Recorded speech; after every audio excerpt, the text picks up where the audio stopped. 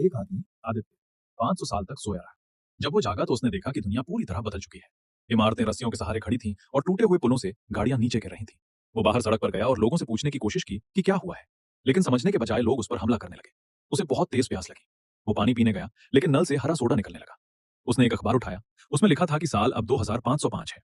उसे लगा कि उसे अस्पताल जाना चाहिए, लेकिन रास्ते में पुलिस ने उसे रोक लिया। उसके हाथ पर पहचान का बारकोड नहीं था।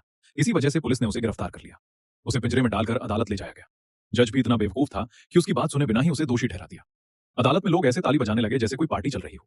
कोई भी उसकी बात सुनना नहीं चाहता था। एक जेल गार्ड ने उसके गले में कॉलर डाला और उसे एक इमारत में ले गया। जेल में जाने से पहले सबको एक आईक्यू टेस्ट देना होता था। सवाल पूछा गया, अगर एक बाल्टी में 2 गैलन पानी है और दूसरी में 5 गैलन, तो कुल कितनी बाल्टियां हुई? जवाब था 2। यह सवाल बहुत आसान था, जिससे साफ पता चलता है कि 500 साल बाद लोग और भी ज्यादा बेवकूफ हो चुके थे। सही जवाब देने वाला वहां वो अकेला था। जेल के पहले ही दिन उसने भागने की योजना बना ली। उसने एक गार्ड से रोते हुए कहा कि आज उसकी रिहाई की तारीख है। गार्ड ने सच मान लिया, लेकिन जैसे ही वो बाहर निकला फिर से पकड़ लिया गया। इस बार उसे राष्ट्रपति के सामने ले जाया गया। राष्ट्रपति उसकी समझदारी देखकर हैरान रह गया और उसे गृह सचिव बना दिया। उसका काम था यह पता लगाना कि खेतों में फसल क्यों नहीं उग रही है। खेतों में पहुंचा तो देखा कि स्प्रिंकलर चल रहे हैं और पानी की जगह सोडा निकल रहा है। उसे पता चला कि लोग अब सोडा को साफ समझते हैं और पानी सिर्फ टॉयलेट के लिए इस्तेमाल करते हैं। इसी वजह से फसल नहीं उग रही थी। उसने एक हाथ में सोडा और दूसरे हाथ में पानी लिया और झूठ बोला कि वो पौधों से बात कर सकता है।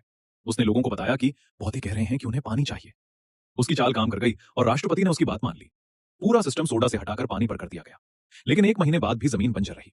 अगली सुबह हजारों लोग उसके घर के बाहर जमा हो गए। खेती के लिए पानी इस्तेमाल करने का सुझाव उसी का था, जिससे सोडा की बिक्री गिर गई और लाखों लोगों की नौकरियां चली गईं। सब लोग उसे दोष देने लगे। सजा के तौर पर राष्ट्रपति ने उसे एक अखाड़े में भेज दिया, जहां उसे हथियारों से लैस 2 बड़ी गाड़ियों से लड़ना था। तभी स्क्रीन पर खेतों में उगती फसलों का वीडियो दिखाया गया। पूरा स्टेडियम हैरान रह गया। राष्ट्रपति ने उसे माफ कर दिया और उसे नया राष्ट्रपति बना दिया।